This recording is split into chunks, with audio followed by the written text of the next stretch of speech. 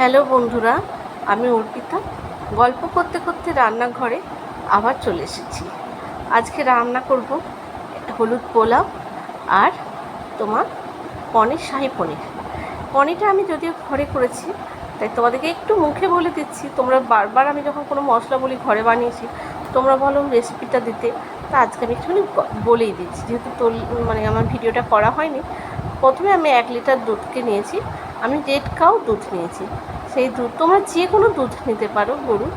তোমরা নিয়ে একবার ফুটানোর পর আমি এখানে ভিনিগার দিয়েছি। তোমরা লেবু বা যেটা কী নাম, ছানা কাটার পাউডার দিয়েও কাটতে পারো। কাটা হয়ে গেলে আমি সঙ্গে সঙ্গে ছেঁকে ঠান্ডা জলে আমি ফ্রিজের জল দিয়ে ধুয়েছি। 1 বোতল ফ্রিজের জল দিয়ে ওটাকে ছেঁকে নিয়েছি। তারপরে সিল দিয়ে চাপা দিয়েছি। দেখো খুব সুন্দর নরম এবং ভাঙবেও না, এত সুন্দর পনিরগুলো হয়েছে। তো দেখো, কেনা পনিরও ভালোই আমাদের গ্রাম সাইডে, কিন্তু ঘরে নিজে একটা বানালে একটা মনেরও আনন্দ, আর করে খাওয়াতে পারলেও ভালো, তাই না বলো? আমার অনেকটাই দুধ ছিল, তাই করে ফেলেছি। দেখো পনিরগুলো ভাঙছি, কিন্তু খুব সুন্দর দেখছো, নরম তুলতুলে। এই সব পনিরগুলো খেতে কী হয়, খুব সুন্দর টেস্ট হয়।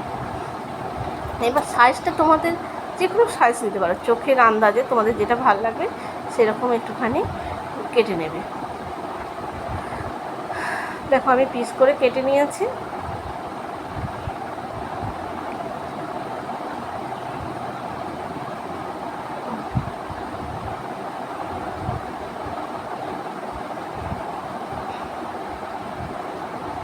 মোটামুটি 1 কেজি থেকে আমার পনির, আমি ওজন করিনি, তাও আমার আন্দাজ এটা প্রায় 200 হবে। 1 কেজি দুধে প্রায় 200 পনির হবে।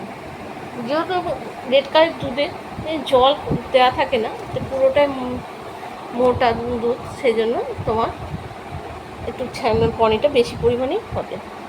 গরুর দুধ নিলে হয়তো একটুখানি 150 হতে পারে, কিন্তু 19 পিস হবে। এরপরে দেখো আমি পিস পিস কেটে নিয়েছি। কাটা করার পর কড়াইয়ে আমি সাদা তেল গরম করতে দিয়ে দিয়েছি। দেখেছো গরম করেছি, খুব বেশি নিইনি, মোটামুটি নিয়েছি। এরপরে এই পনিরগুলোকে আমি ভেজে নেব। খুব বেশি করেও ভাজবো না, হালকা করে ভাজবো, শক্ত করবো না। মোট করে দেখো একটু ব্রাউন কালার হয়েছে, আর আমি পরপর পরপর এই পনিরগুলোকে তুলে নেব। দেখো তুলে নিয়েছি।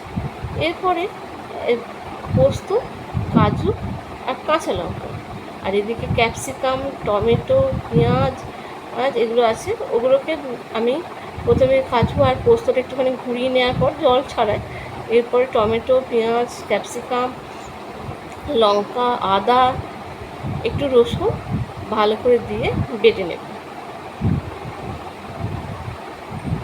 দেখো ওই ভাজা তেলটাতে একটা এলাচ দিয়েছি, একটা কি দুটো এলাচ দিয়েছি, 2টো লবঙ্গ দিয়েছি, আর একটা গোটা তেজপাতা দিয়ে ভালো করে ভেজে নেব। ভাজলে কি অ্যারোমাটা খুব ভালো ছড়ায়, আর যাতে টেস্টটা বাড়বে খাবারে।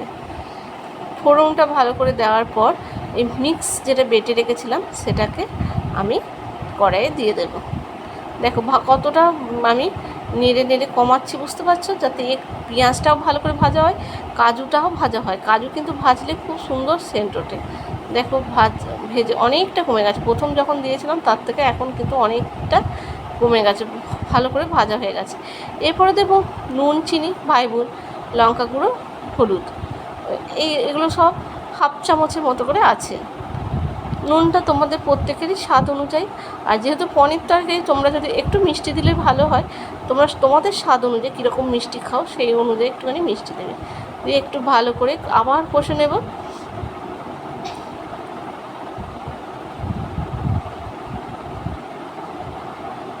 এরপরে ফ্যাটানো টক দই 1 চামচের মতো দেব। এরপর ঘি দিয়ে দিচ্ছি। দেখো আমি কিন্তু জিরে গুঁড়ো দিইনি, কিন্তু জিরে বা ধনে গুঁড়ো দিইনি। হলুদ আর লঙ্কা গুঁড়ো দিয়েছি, আর নুন চিনি তো বাইবুন, ওদের তো বাঙালিদের খাবারে নুন চিনিটা থাকবেই নুনের পাশাপাশি। একটু ভালো করে এটা তরকারিটা আমি বলছি, তুমি ঘটি হও আর বাঙালি হও, একটু মিষ্টি দেবে, তাহলে ভালো হবে। এরপর সানরাইসের গরম মশলাটা দিয়ে দিচ্ছি।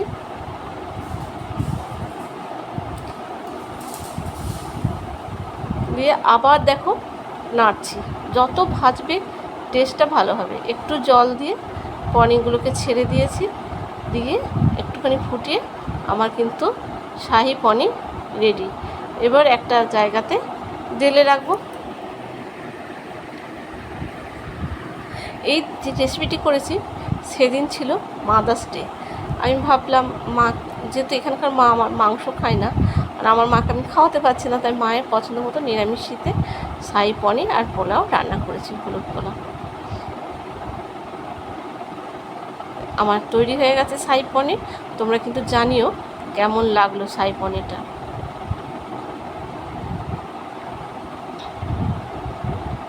এটা তোমরা পরোটা বা লুচি আর পোলাওয়ের সঙ্গে তো খেতেই পারো, ফ্রাইড রাইসের সঙ্গে। এরপর আমি পরেরটা বানাবো। এখানে আমি মোটামুটি 600 গ্রাম চাল নিয়ে নিয়েছি। এটা খুব ভালো হয়, আমার কাছে ছিল না। তোমরা যদি কী বলে গোবিন্দভোগ চাল না, খুব ভালো হয়। আর এছাড়াও আমি এটা পোলাও চালই নিয়েছি। এবার ভালো করে ধুয়ে নেব,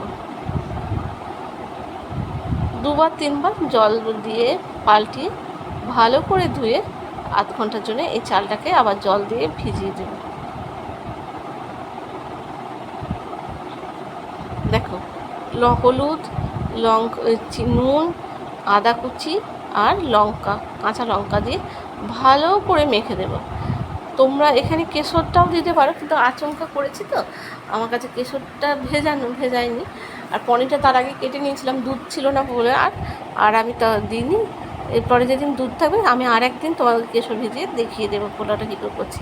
আর একটা পাত্রে মোটামুটি যতটা চাল নেবো তার 3 গুণ জল নিয়ে নেব। হাঁড়ির মধ্যে জল নিয়ে নিলাম।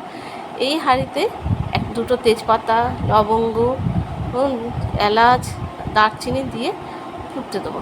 ভালো করে ফুটে গেলে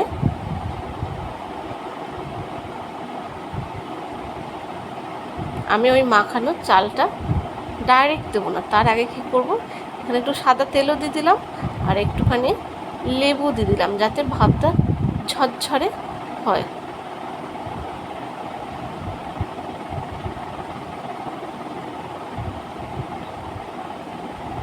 আর লেবুতে কী বলতো, অন্য রকম একটা টেস্টও আনবে। লেবুর রসে খুব ভালো একটা টেস্ট হবে পোলাওটা, মিষ্টি মিষ্টি পোলাওটা। দিয়ে দিলাম লেবু। এবার রসটা দেওয়ার পর হাতখানার মতো আমি লেবু দিয়েছিলাম।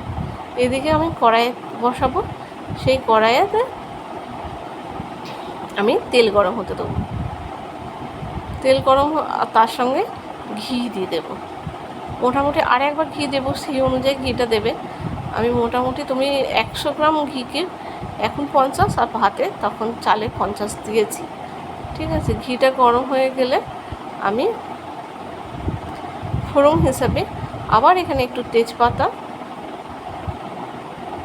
কাজুগুলো ভিজিয়ে নিচ্ছি, কাজুগুলো ভেজে নিলাম, কিশমিশও ভেজে নিলাম। কাজু কিশমিশ ভাজা, দেখো একটুখানি লাল লাল করে ভাজা হলে খেতে বেশ, ঘিয়ে ভাজলে একটু টেস্টটা ভালোই হয়। তারপরে এবার ভেজানো চালটা দিয়ে দিলাম। দেখো কি সুন্দর কালার হচ্ছে, দেখেছো, হলুদের রঙে। দেখো ভালো করে ঘিয়ের সঙ্গে এটা মাখিয়ে আমি একটু হালকা ভাজাও হয়ে গেল। এটা অবশ্যই তোমরা গোবিন্দভোগ চালে করে দেখতে পারো, এই চালেও ভালো হবে, গোবিন্দভোগ চালেও খুব ভালো হয়। দিয়ে আমি হাঁড়িতে দিয়ে দিলাম, জলটা সমেত হাঁড়িতে দিয়ে দিলাম। এবার মোটামুটি ওই আধ ঘন্টার মতো ফোটাবো। দেখো প্রায় হয়ে এসেছে ভাতটা। এরপরে চিনি, এখানে মোটামুটি 600-তে আমি 150 মতো চিনি দিয়েছি। তোমরা অবশ্যই তোমাদের আন্দাজ মতো চিনিটা দেবে। চিনি দেওয়া হয়ে গেছে, নুনটা তো জলে আগেই দিয়ে দিয়েছি। আর এবার দেব ঘি। দেখো যে অর্ধেকটা দিয়েছিলাম ঘি, বাকি অর্ধেকটা পুরোটা দিয়ে দিলাম ঘিটা।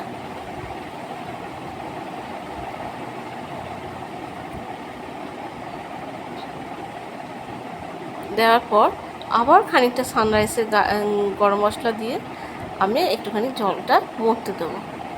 দেখো আমার আস্তে আস্তে হয়ে যাচ্ছে, রেডি হয়ে গেছে। পোলাও এটা যত মানে ঠান্ডা হবে তত পোলাওটা ঝরঝরে হবে, খুব সুন্দর, খুব সহজে। মোটামুটি আমার 15 মিনিটের মধ্যে দুটো রান্না কমপ্লিট হয়ে গেছিলো। তোমরাও এভাবে তোমাদের প্রিয়জনকে বিশেষ দিনে খাইও। আমাকে অবশ্যই জানিও রান্নাগুলো কেমন হলো, আর জনকে খাইও, আর আমার পোলাওটি কেমন হয়েছে অবশ্যই জানিও। লাইক, শেয়ার আর কমেন্ট করো। আরও ভালো ভালো রেসিপি জানতে আমার চ্যানেলটিকে সাবস্ক্রাইব করো। আজকে তবে আসি, আবার দেখা হবে অন্য একটা দিন। খুব তাড়াতাড়ি